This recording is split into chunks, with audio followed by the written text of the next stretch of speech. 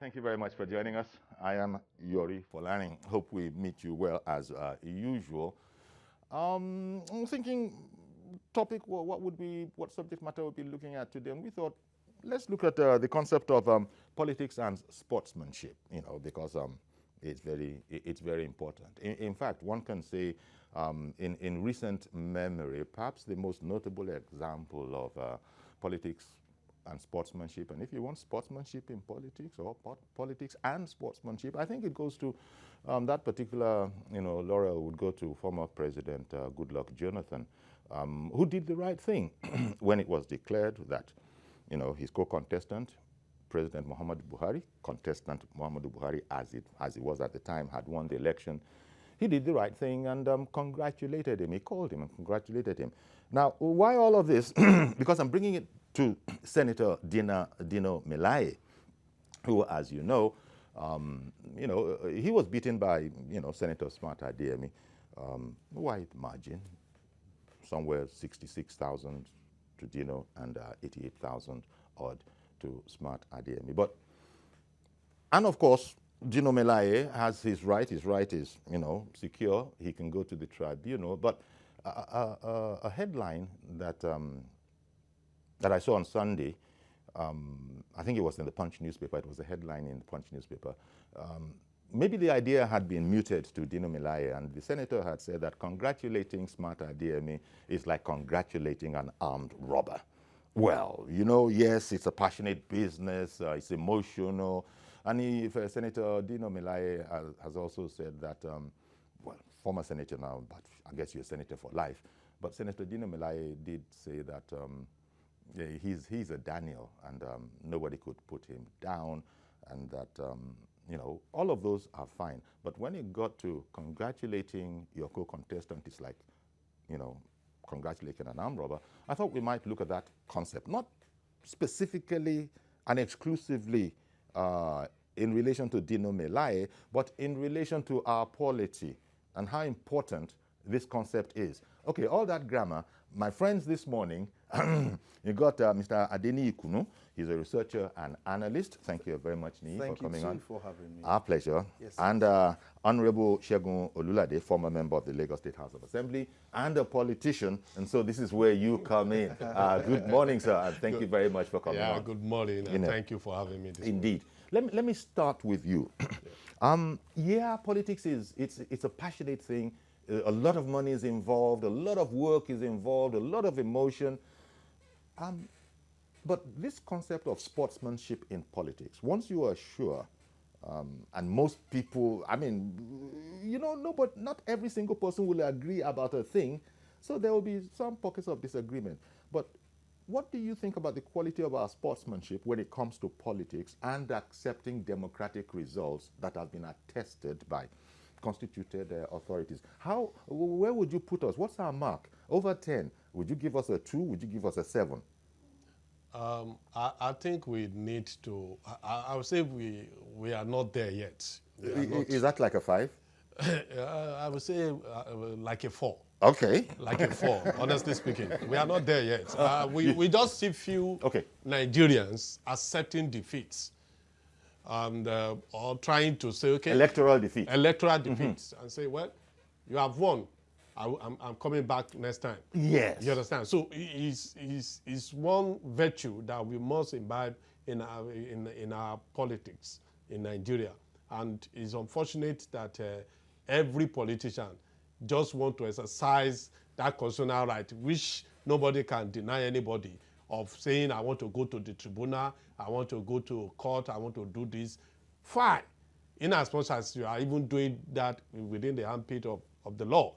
But what I would not subscribe to is violence or taking up arms in any form. Which sometimes happens, right? When lot. People don't agree. Okay, when they don't agree, you just see promptly, you see people moving it's not out. Even sometimes, it's oftentimes. Oftentimes, yeah. You see them going all out to destroy property, to kill people, to maim people, and all sorts of things. So I think it's important that we start championing cause Yeah. for us to understand. But I don't think, because we mentioned the name of Senator Dino Melaye, I don't think he's in that area. It's just that there's a certain quote-unquote bitterness. It's unfortunate. It's a certain bitterness that comes out in the statement congratulating Smarter DME. It's like congratulating an armed robber. So he's clearly disputing the results. The result. But the phrasing, how he phrased it. Yeah, it's unfortunate that the statement is credited to the likes of Senator Dino Melaye. We also want him to look back and see how he came into office. Okay. From when he was a House of Rep member to when he became a senator under the party, under PDP, at least this last one, and also. So you should understand that at times it's not that the other fellow that contested with you were also happy when you won. They were not happy. They have invested a lot. They put in a lot. But the electorates have determined, look at what happened with him now.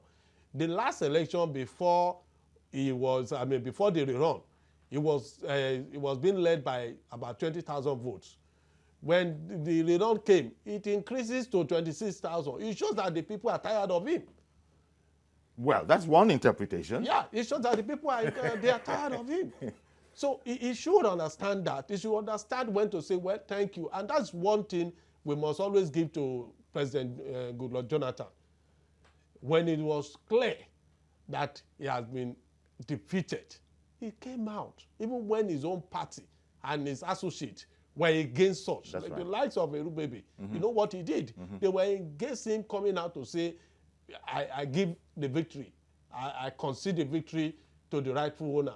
And congratulating Muhammadu Buhari then. So we must imbibe that. And I think with that alone, I will continue to respect President Goodluck Jonathan for what he did at that, and that's why everybody is celebrating him today as a man of peace. Yes, it's good you mentioned that. But talking about former President Jonathan, in recent times, as you know, following the elections in Bayelsa, and him being visited by APC chieftains, and him generally being, what is the word now? Hospitable. Hospitable to them. He's now a statesman, so he should. So it's a continuation of the statesmanship. Yes. Okay.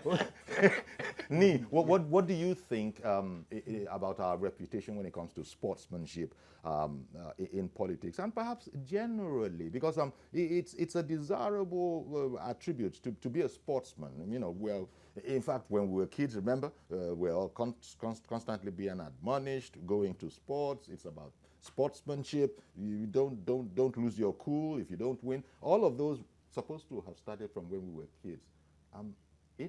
Is it part of our character in Nigeria?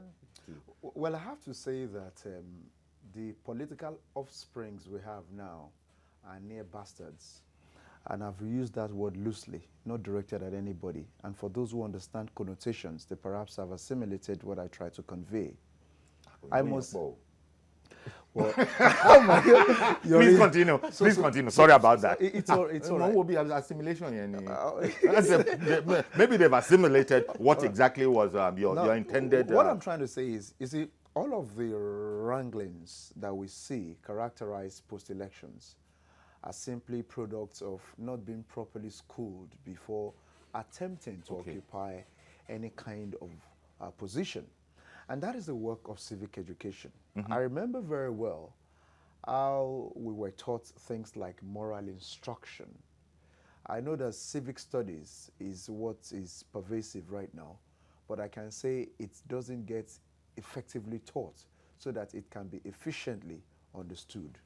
I must say here, for the records, that many persons got into political offices not having gone through the ranks. Let me run to France and tell you about Emmanuel Macron. He went to one of the institutions that belong to the French government, where you understand the art of governance in itself.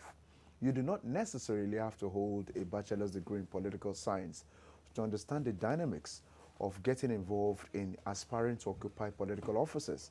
And I must say very emphatically here that until people who aspire to occupy offices are taken through ranks, Olulade here can very well understand what grassroots politics is. And if at all he ascends from where he is today, he already has an understanding properly of how to actually operate at the level of the grassroots. And I must say here very importantly that people who aspire to offices must combine understanding of local dynamics and also be properly schooled. But where are the examples at the same time? That's the question. Because when people aspire to offices, you take lessons from people who are the exemplary characters that most of these political operators look up to. You know, thank you very much. Yes, please. One of the things, as he was speaking, it occurred to me that I don't even know if politics is a profession, but generally in the professions, take law, for example, take medicine, for example, maybe engineering, whatever, there are acceptable modes of behavior, minimum, below which you are not expected to come down if you are a registered member of that body.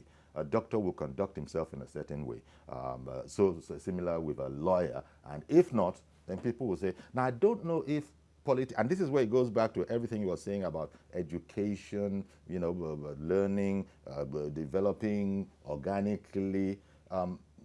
I think I'll go along with him.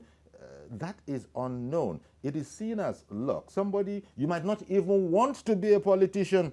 Somebody might just have been given a position and he says, well, I don't know, I'm too old, or, you know, but don't worry, I'll send my son to you, I'll send my brother to you. Now, that guy just veers off and says, what's going on? How is it? Now, this guy is going to win because of who he comes from. Exactly. But what kind of a politician he will turn out to be is another matter. Is that a problem? Or is that, it's possible that what I've just said is an insignificant part of it? No, it is. It is very, very significant. And I must say this, that a lot of the people that we see that is messing up in politics today is because they are not well tutored.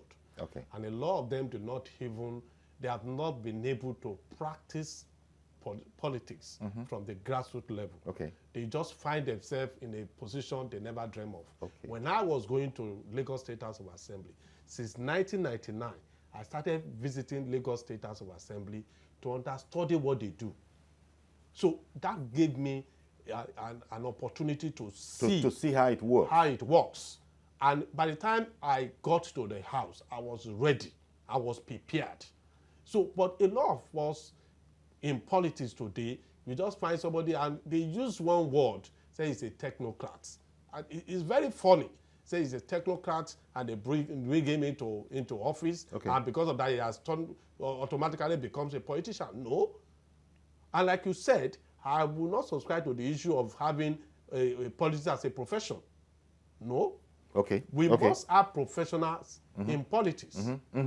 Yeah, a lot of people take that exception and say, yes, I am a professional. In other words, I have what I'm doing. Yeah, you know. Yes, I have a day job. Yes, I'm not going in the office, but without I'm fine politics, today. I can still take care of my family. But perhaps there are too many people that have come to see politics as this a profession. As well, you can call it a profession. It's a cash cow.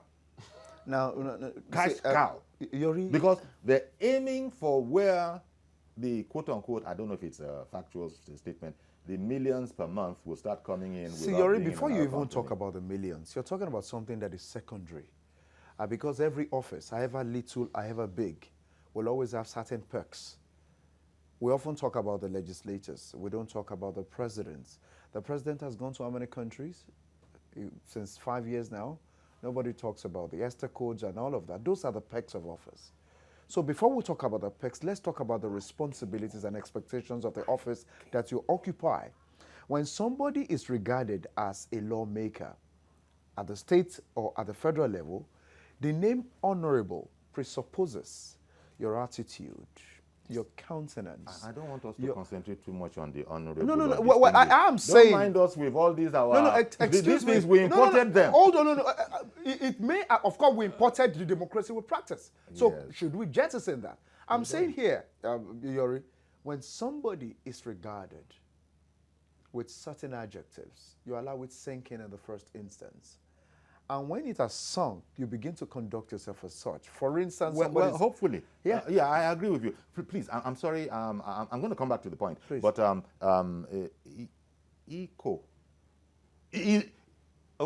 IZO. Okay, good morning, Izo. Good morning, sir. Okay. Good morning, Uncle Yori. Good morning. Good morning. Okay, yes, Uncle Yori, I'm here to contribute. Good morning to your guests there. Good morning Thank you. to you, sir. Thank you. Hello, can you hear me? Yes, Yeah, we we can hear can. you. Hello, can you hear me? Yes, we can. Yes, we can. Good morning to your guests. Thank Good you. morning. Good morning. Good morning. Yes, we are talking about sportsmanship In politics. in politics. Yes. It can only be seen when you hold free and fair election.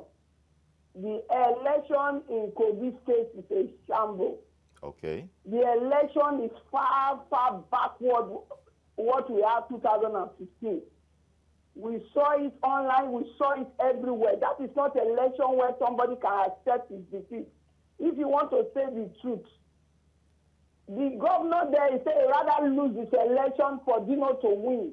That is not an election. If they win it free and fair, he will come up and say, yes, congratulations to my opponent. Not the one we saw that they have fake policemen everywhere. Sorry, everybody, they kill people, they burn a woman. So, burn a woman. Is that election? Thank you. Thank you very much, Izo. Appreciate your call.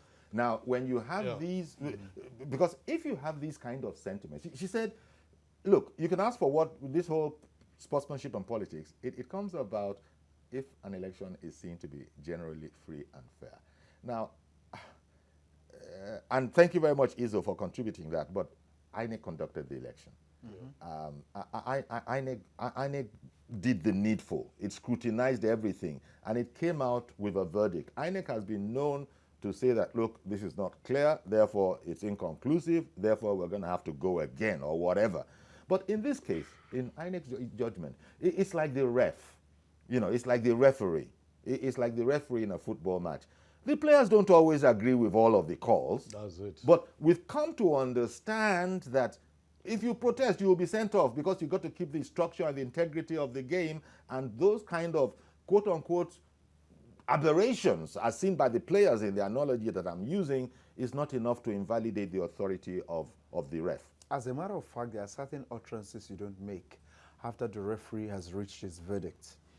Every year in June, FIFA reviews laws so that it can be with a tandem of times. So we have to keep it. That's one thing. Keep it in place. But there's another thing. Anytime there is an election, role switches such that it is INEC that prescribes how the security forces should help make a success of what it does. The Kogi election, that is evidently fraught with all kinds of despicable acts. Correct. It's not something we tie to a political party. Oftentimes we're talking about PDP and APC. What about SDP, the third heavyweight in that election? In that election in Kogi. So there were other parties, minnows, that participated, but I think what is most important... And by the way, yes, please. APC is the only party that has agreed that everything has been, you know, as much as possible cool in Kogi. Well, as you know, SDP has rejected, PDP has rejected. Verdict has been reached, but you also should understand that anytime we go into elections and you have maybe monitoring agencies, perhaps international agencies that often support our elections, give a certain position, it is best that we take that as a research result and begin to look at how we can address future elections from there. This is where discipline comes in. Yeah. But let me quickly get Mr. Joshua in Irewole. Good morning, sir. Okay, good morning, Uncle Yori. Good morning. Thank you for calling in. And I your guest. Good morning, sir. I want to make my comments straight, but I think the comment of the first caller, Izo, I think is a little bit unfortunate. You know, when we just go into the public and we make statements, you know, based on what we see.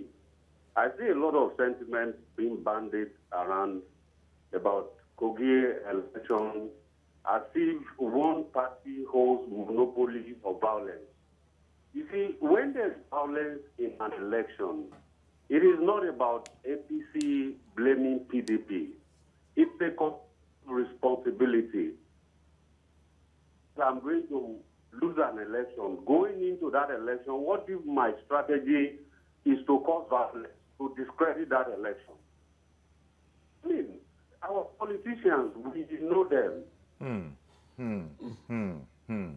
Have taken politics as a way of life. Is a means. Unfortunately, a means to a financial end. Never mind political end. We have an unfortunate situation where people want politics to money-making vector. There would always be violence because there's desperation. If I don't win an election, it means my source of income. So I think it's important that the communication in the public be objective. Let us, once an election has elements, all the parties involved in that election has won an election, and then somebody is blaming them. Finally, sir, in one station, not yours, before now, one person smarter than me for what he's saying or something like that. It seems that the media has given the right of vulgarity to some. Why are they cautioning smarter than me when all the time in their station, Dino is there, he's abusing Buhari, he will anybody, your father, he will say, they don't caution him. But as soon as it comes in to start cautioning the person. Okay, I'm so sorry, Mr. What has happened, Mr. Joshua, is that the line is dropping in and out. But we did get the sense of what you are saying. And thank you very much for calling in. Okay, what is, well, you heard what he's saying. You see, politics, unfortunately, is seen as a do-or-die affair. There are people who are not of that disposition. Yeah. But by and large, he cited money. We're talking about money here. Money is a part of it, and people strive for it because it's big money. In fact, they even tell you the money they spend to get there.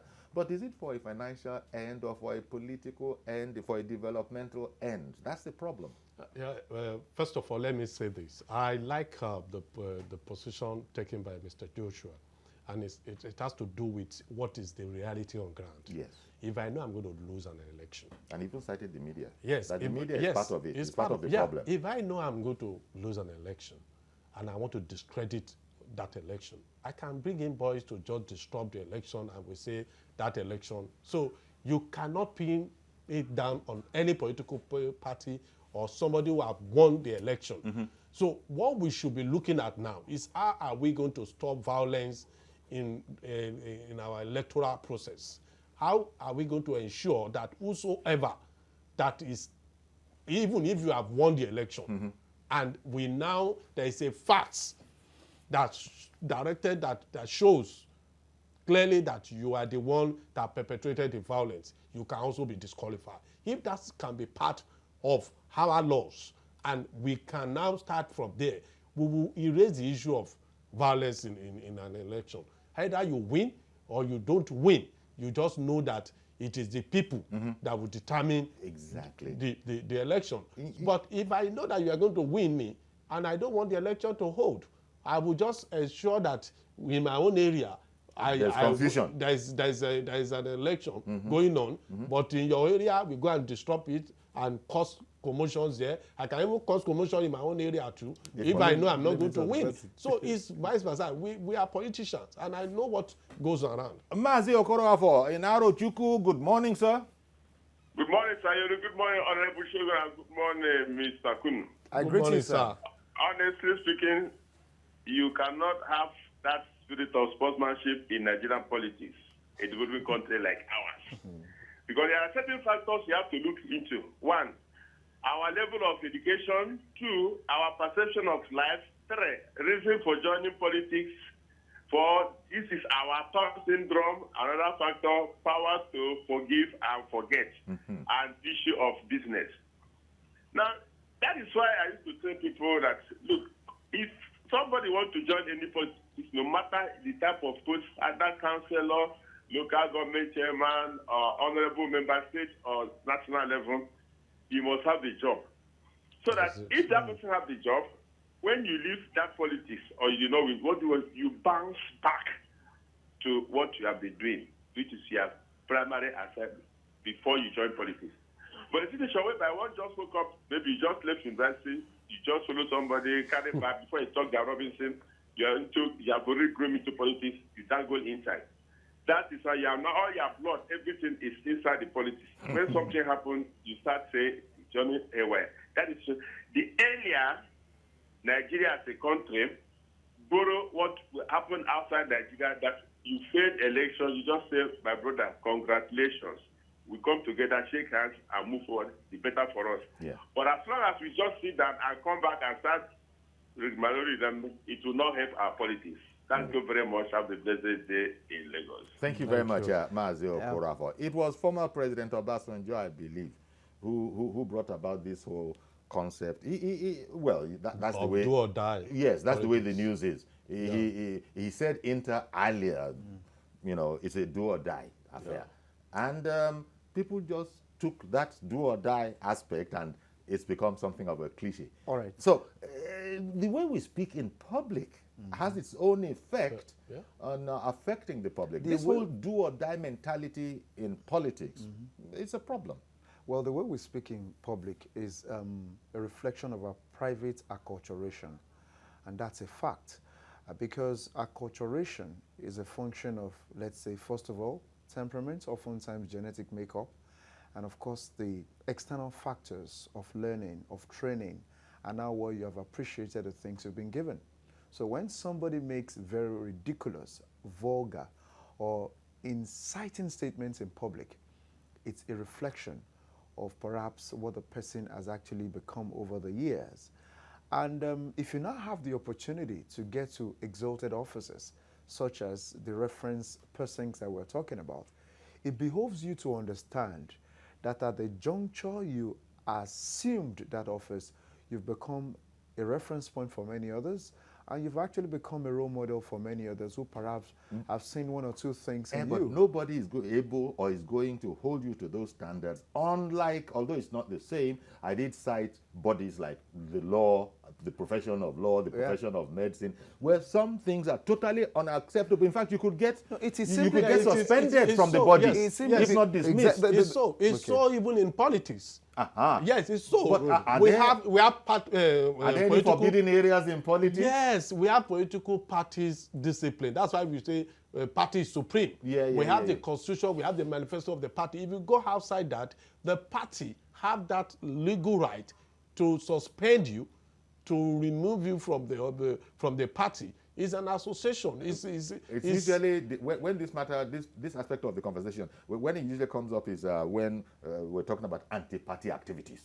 That's usually but anti-party activities could even be when you are doing anything outside the party manifesto or party. Yes, of course. I've got to run away on a break now. They've told me that about 2 minutes ago. So sorry, guys. We'll be right back. Stay with us.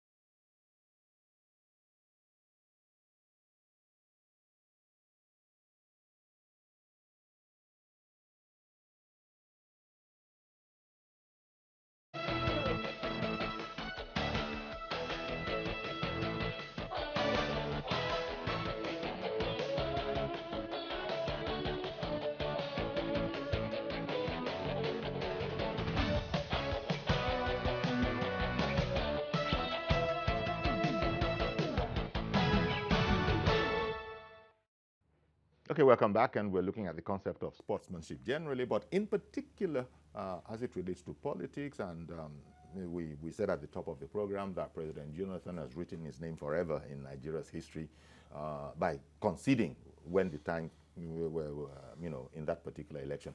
But then we've been looking at how well has that example been followed. And it's just, Dino Melaye said that congratulating smart IDME would be like congratulating an armed robber. Not that there's very much, as far as I'm concerned, with the statement, but it does indicate that two things. not only do I not accept this result to which he's entitled, but he was also emotional about it, because there's a way politicians speak, and in fact, people they're supposed to be the people who know how to craft their words. Every word, every comma, every pause is supposed to have a meaning. But when you now just say things like ordinary people, there's a problem. Mr. Joshua from Irewale, he cited that, look, politicians go on television, they go into the media, they go on social media, they go on radio, they go into newspapers and say whatever they like, heating up the polity.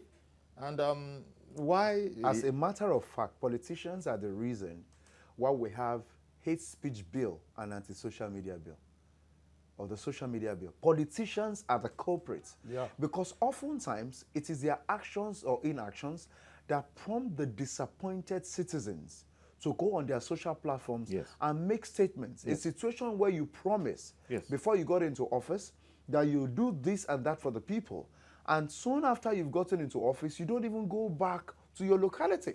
So there's so much bad blood. That's so politicians, let's see, the same politicians that put Nigeria in this kind of very, problem that we're going through, with the brickbats of perhaps maybe the wife of the president saying they could control 1.3 billion people in China. What does it take them to manage social media for 180 million people? Politicians are the ones who gave birth to that, the vision and problems that we're having.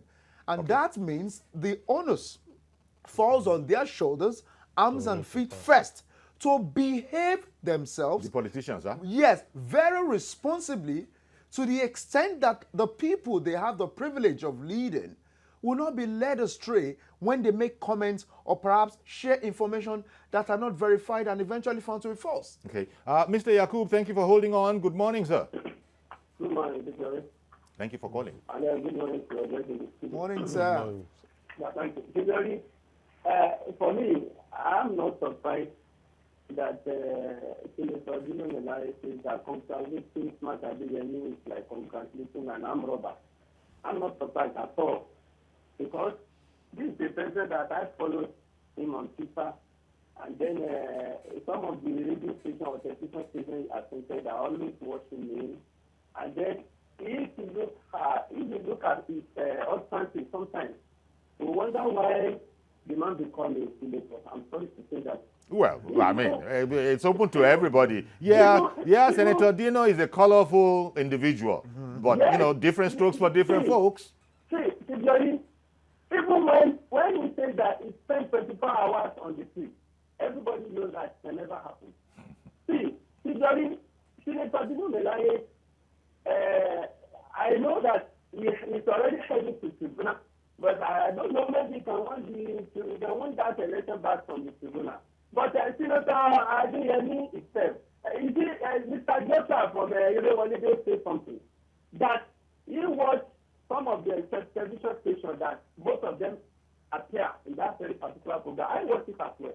When Senator Dino Melaye began to make all sorts of utterances, but at the time, Senator Smart Adeyemi says that Senator Dino Melaye is a rascal and rascal senator. The answer of the program quickly questioned him. So he should never say so. Some people in this country, they are not balanced when it comes to policy. It's not just like a TVC. TVC stands out in everything. See, it's very hard to say that. You see, it is very hard in this country, if you look at it, to congratulate the winner as well. You know why? There is a law in the electoral house says that if you pass any problem in the polling unit or in the polling unit when you vote, the vote in that area will be cancelled. You know what politicians normally do? When they know that very particular place they were not strong enough to win the election there, they will populate vote towards that place, but let's discuss the election there. In order for that election, that area to be cancelled, then the place where they're strong, they will make sure that the election goes very well there, and then the election won in that area. But the place they know that they cannot even stop to 10%. They will make sure that the election was never held in that place. That is what the tactics they normally need. Please, the only thing that you can get out of this problem is electronic voting. Mr. President should be able to sign into that law. They should be able to push for that so that we can be able to vote in our own comfortable area. So that if you win me, you won me in the election, in a contest, I will not yes. Feel like you won it, and then I'll be able to congratulate you. Not only Dino Melaye will not be. Even though you lost the election, you don't lose the election, you normally behave the way you always behave. That is that. But particularly, lastly, I want to say this. This country belongs to every one of us. The constituents, if they call you as a youth in this country that you should go and discuss the election, first and foremost, you should be able to ask that person that, let your daughter or your son lead the team. Then I will follow you. Thanks and God bless you. Indeed, thank you very much. Yes. Well, I must say this, that we blame the politician. We blame the politician. Everything is about politicians, and we are all politicians. If you go to your estate now, you see people campaigning for political offices within the estate. Now, well, I read something that Senator Babafemi Ojodo wrote, I think about 2 days ago or so.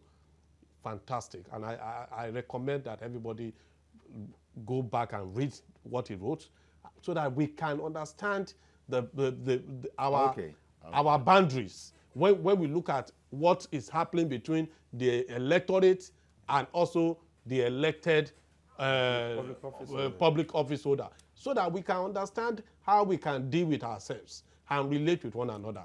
For me, it is important that we say no. And I want to subscribe to what he said concerning e-voting. Once we can achieve that e-voting, and everybody knows that if you are not popular, if your people do not want you, you won't get to office. And if you promise that you want to do something and you're not doing it, the same people will be waiting for you to boot you out. I think that is where we will have sanity in our government. Okay. And on that, I say, I key into the issue of e-voting in order for us to erase this issue of violence in elections. Mr. George, good morning, sir. Uncle Yori, good morning. Thank you for calling in. And good morning to the guests as well. Good morning, Good morning, sir. Uncle Yori, I want somebody to tell me, since 1999, one election in this country that has been violence-free. If you are not able to win through your own muscles, and the other person has muzzled you, you complain. Oh, rigging, this one has been done. This one, somebody has died. 58 people died in 2015 in Rivers State. That governor is still there. Those who support him are the ones who are crying today. Hey, somebody has been burnt alive in Kogi.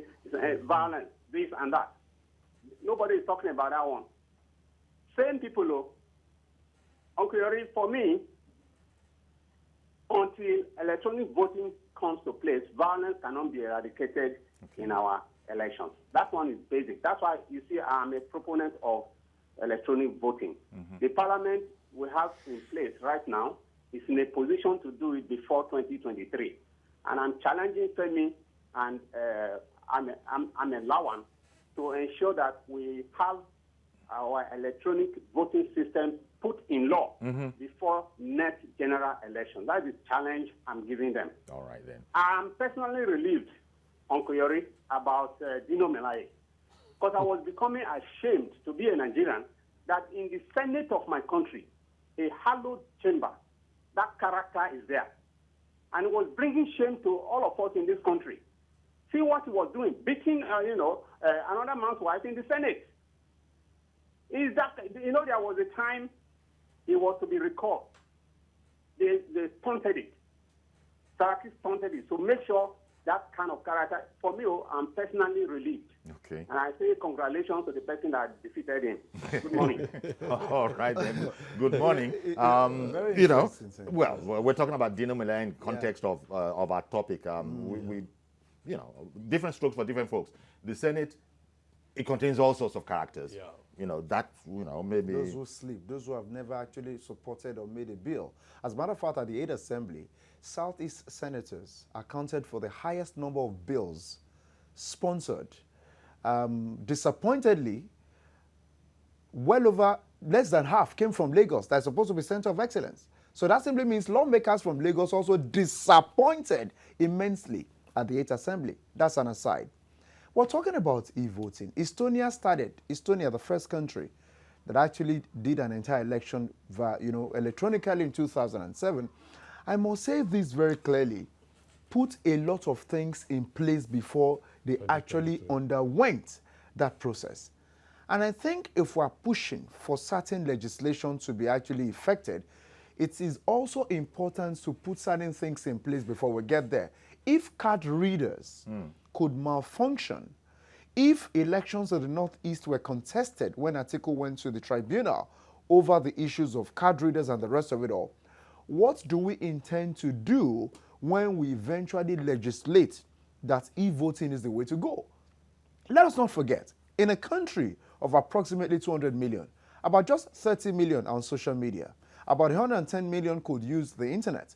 But how many persons in the North, if you're talking about the least or the impoverished states in this country, let me say this for the record, 10 states of this federation has Ebonyi, the only state from the southeast. You have Plateau, the only state from the north central. The rest are from the northern part of the country, northeast and northwest. That tells you that if people are poor, accessibility to a lot of things that will cause enlightenment and sensitization is needed. Ahead of e-voting, we don't put the cart before the horse. Okay, I hear you. Emmanuel, calling in from OTUKPO in Benue State. Good morning, sir. Good morning, Chief YORI. Good morning. And good morning to your lovely guests. Sure. Good morning to you. They are doing a lot of justice to this topic. Okay. What do you think? Sportsmanship, Kogi election, the violence is condemnable because it shouldn't happen. That is by the way. And like Mr. George said, no election has been violence-free since 1999. Yeah. And I don't know why, apart from Goodluck Jonathan, though I'm not his fan, but I love him for what he did. He handed over when he lost. He didn't do anything about it and went to him as a gentleman. And he has written his name in gold. He's a historical reference forever. But I find it unimaginable why the PDP finds it very difficult to accept defeat. When they win in places like Zamfara, oh, INEC is wonderful. INEC is this and that. The river, INEC is this, INEC is that. Anywhere they are giving victory, INEC has done a good job. But when they lose, oh, INEC should be crucified. What is all this about? We should learn to accept defeat and live by it so that our politics can go on smoothly. Okay. With Dino Melaye, of course, we are all relieved, like Mr. George said. We are all relieved. No, speak for yourself. Mr. Emmanuel, speak know. for yourself. We are all relieved. Let's not pretend about it. Okay. You see, that is not a place for drama. The Harrow Chamber is a place for serious business. Okay. And this is the guy who goes in to jump around, dance, beat people's wife up, challenge and harass women there. For what? If you are a bully, go to the park and go and fight where your mates are. And you see, that is why there is this other one that is coming from Adamawa now. The one that beat somebody's wife in a sex toy shop.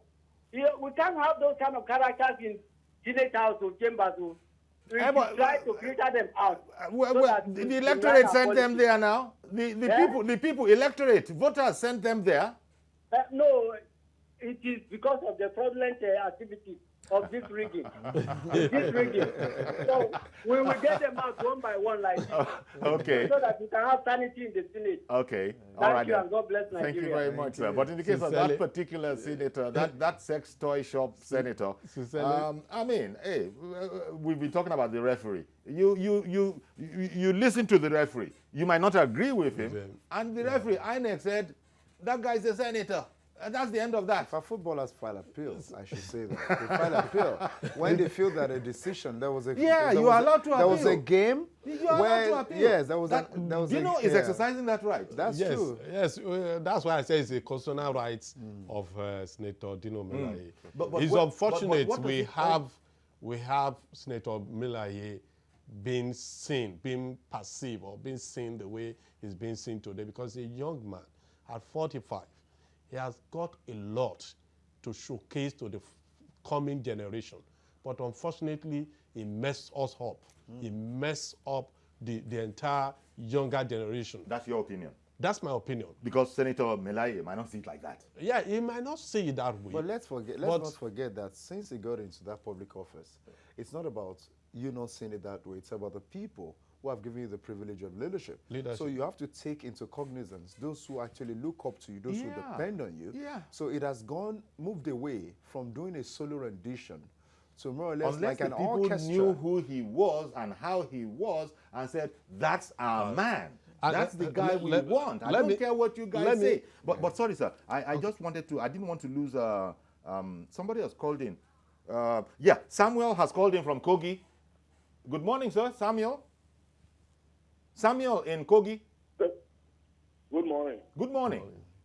Good morning, sir. Uncle YORI. Good morning, sir. Please go ahead. Yeah, this is Mr. Samuel from Kogi State. Okay, thank you, Mr. Samuel. I want to contribute to the topic you are discussing now. Yeah, we'd like you to. And I want to say a big thank you to your guests on the state here. Thank you, sir. But what I want to say is that we are the people in Kogi State. And I'm almost 44 years now. So I've been witnessing series of elections. But what's happened in Kogi State is quite unfortunate. I'm sorry to use that language.